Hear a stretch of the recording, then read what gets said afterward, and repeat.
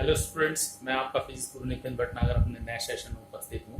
हम डिस्कस कर रहे हैं चुंबकीय क्षेत्र में आवेशित कण की गतियों का। इससे पहले टॉपिक में हमने देखा था यदि एक समान चुंबकीय क्षेत्र में कोई आवेशित कण गति कर रहा है तो उस पर कितना बल लगता है, और वो बल लिया था हमने F = Q × V × B या QVB sin थीटा। अब हम नेक्स्ट टॉपिक, एक इंपॉर्टेंट टॉपिक लेकर चलेंगे, एक समान चुंबकीय क्षेत्र में गतिमान आवेश पर धारावाही चालक पर बल की व्याख्या। यदि हमारा एक समान मैग्नेटिक फील्ड है, एक समान चुंबकीय क्षेत्र है, उसमें ये चालक रखा हुआ है जिसमें करंट फ्लो कर रही है, धारा बह रही है, तो इस चालक पर भी एक बल कार्य करता है। वो कितना होगा ये हम आज फाइंड आउट करेंगे। इंपॉर्टेंट टॉपिक है, आइए डिस्कस करते हैं। तो एक समान चुंबकीय क्षेत्र में गतिमान आवेश पर बल से धारावाही चालक पर बल की व्याख्या। ये हमने एक L लंबाई का चालक लिया है जिसकी लंबाई L है और ये एक समान चुंबकीय क्षेत्र B से थीटा कोण बनाते हुए स्थित है। इसमें धारा बह रही है I। तो माना L लंबाई का एक चालक एक समान चुंबकीय क्षेत्र B में थीटा कोण बनाते हुए रखा है। चालक का अनुप्रस्थ क्षेत्रफल जो ये है, अनुप्रस्थ क्षेत्रफल ये हमने एज्यूम किया है कैपिटल A, और चालक के प्रति एकांक आयतन में मुक्त इलेक्ट्रॉनों की संख्या ली गई है स्मॉल m। जब चालक में I धारा बह रही है तो उसमें उपस्थित मुक्त इलेक्ट्रॉन अनुगमन वेग Vd से गति कर रहे हैं। ये हम पहले डिस्कस कर चुके हैं कि जब किसी चालक में धारा बहती है तब मुक्त इलेक्ट्रॉन एक औसत वेग से गति करते हैं, that is called drift velocity, जिसे हम कहते हैं अनुगमन वेग। तो वो अनुगमन वेग Vd से गति करते हैं। ये सारी चीजें हमें ऑब्जर्वेशंस में ली हैं। अब हम ऐसी स्थिति में देखें, जब चालक में धारा बह रही है तो निरंतर इसमें मुक्त इलेक्ट्रॉन भी गति कर रहे होंगे जिनकी गति के कारण धारा बह रही है। तो हर इलेक्ट्रॉन पर कितना बल कार्य करेगा वो हम ज्ञात करेंगे। तो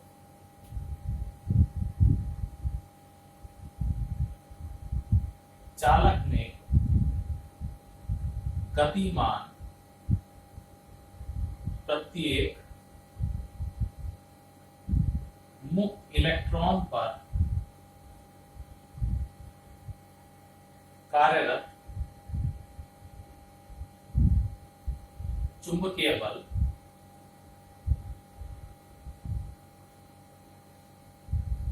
इसको हम F डैश कह रहे हैं, and that is equal to होगा Q VB sin थीटा फार्मूले से। Q की जगह इलेक्ट्रॉनिक चार्ज E, V की जगह इलेक्ट्रॉन की ड्रिफ्ट वेलोसिटी ED और B sin थीटा।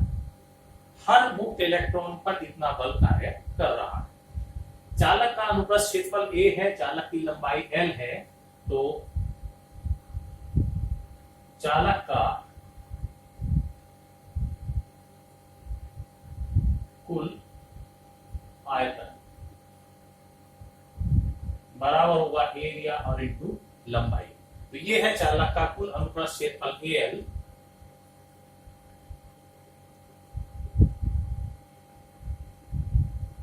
चालक में उपस्थित कुल मुक्त इलेक्ट्रॉन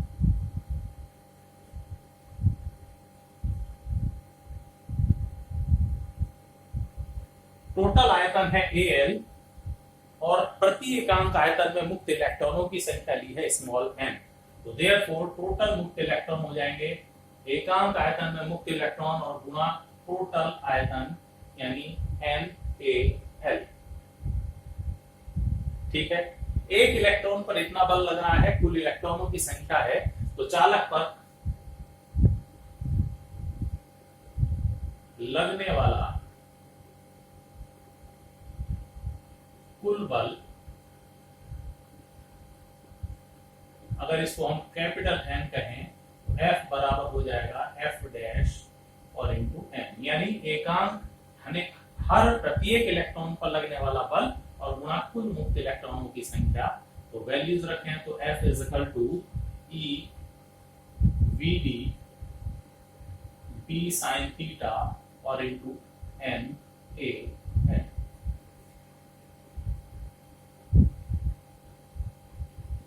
परंतु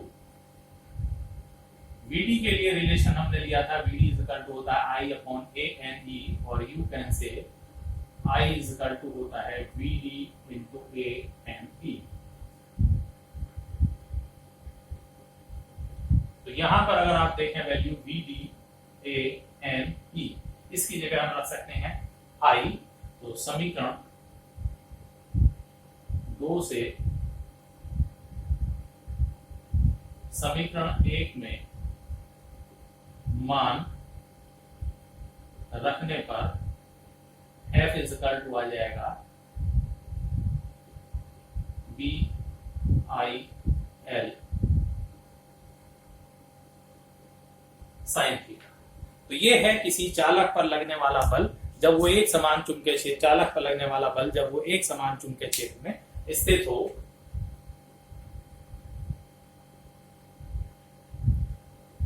अगर इसको सदिश रूप में एक्सप्रेस करें तो F इजकल टू हो जाएगा I और इंटू L क्रॉस B। ठीक है, तो इस प्रकार से आपको क्लियर है यहां पर जो डायरेक्शन ली गई है, हमने ये L कैपिटल लेकर चले हैं, तो दैट इज कैपिटल L।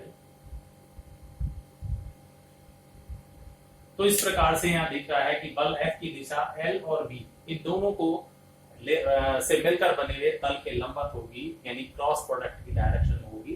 तो ये भी इंपॉर्टेंट है, F is equal to B I L sine theta. इस बल की दिशा और जो पहला फार्मूले हमने जो इस्तेमाल किया है F is equal to P Q B sine theta, उन दोनों की दिशा ज्ञात की जा सकती है फ्लेमिंग के बाएं हाथ के नियम से। And this is an important topic, तो वो हम डिस्कस करते हैं। तो नेक्स्ट हम लेकर के चल रहे हैं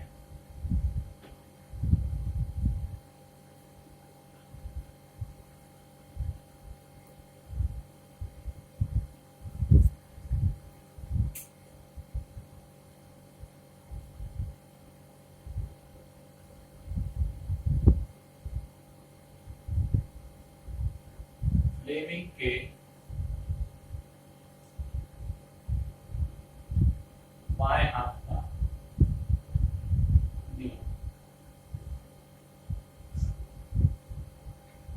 फ्लेमिंग के बाएं हाथ का नियम ये कहता है, बाएं हाथ का नियम, कि यदि हम बाएं हाथ के दो उंगली, अंगूठे और उसके नियर बाई, उसके निकटवर्ती दो उंगलियों को इस प्रकार फैलाएं कि वो कैसी हो, एक दूसरे के लंबवत हो।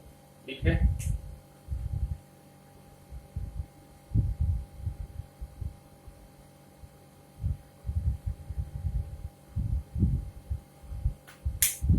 अंगूठा और उसके निकटवर्ती दो उंगलियों को हमने फैलाएं, तो अब यदि पहली उंगली चुंबकीय क्षेत्र की दिशा को, मिडिल फिंगर यानी जो दूसरी उंगली है ये धारा की दिशा को प्रदर्शित करे, तब अंगूठा चालक पर लगने वाले बल की दिशा को प्रदर्शित करता है।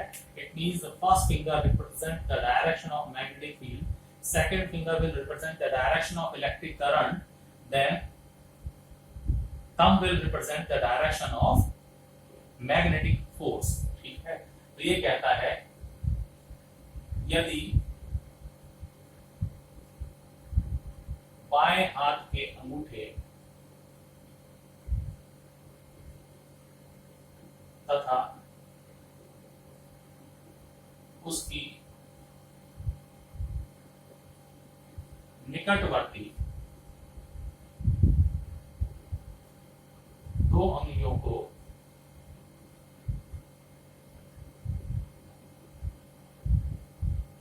इस प्रकार फैलाएं कि वे परस्पर लंबवत हो,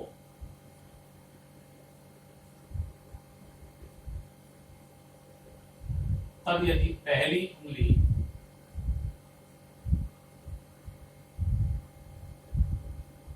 दैट इज कॉल्ड तर्जनी चुंबकीय क्षेत्र की दिशा को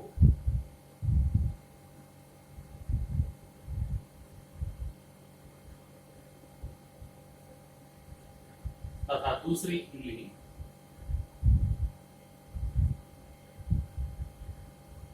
जिसे हम कहते हैं मध्यमा,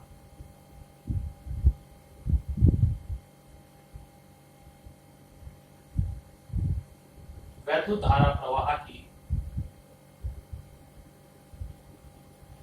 दिशा में हो,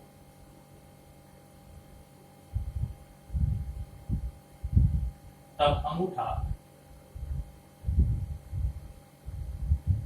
चालक पर कार्यरत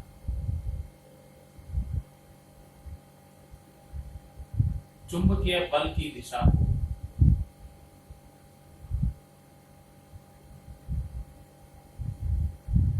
प्रदर्शित करता है।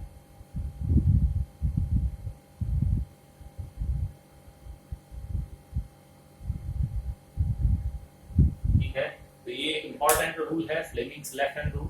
यदि कोई चुंबकीय क्षेत्र में आवेशित कण गति कर रहा है तो उसके लिए भी ये इस्तेमाल किया जाएगा। वहां केवल अंतर यह आ जाएगा कि जो करंट की डायरेक्शन ली है that will be the direction of positive charge. Positive charge की मोशन की डायरेक्शन होगी।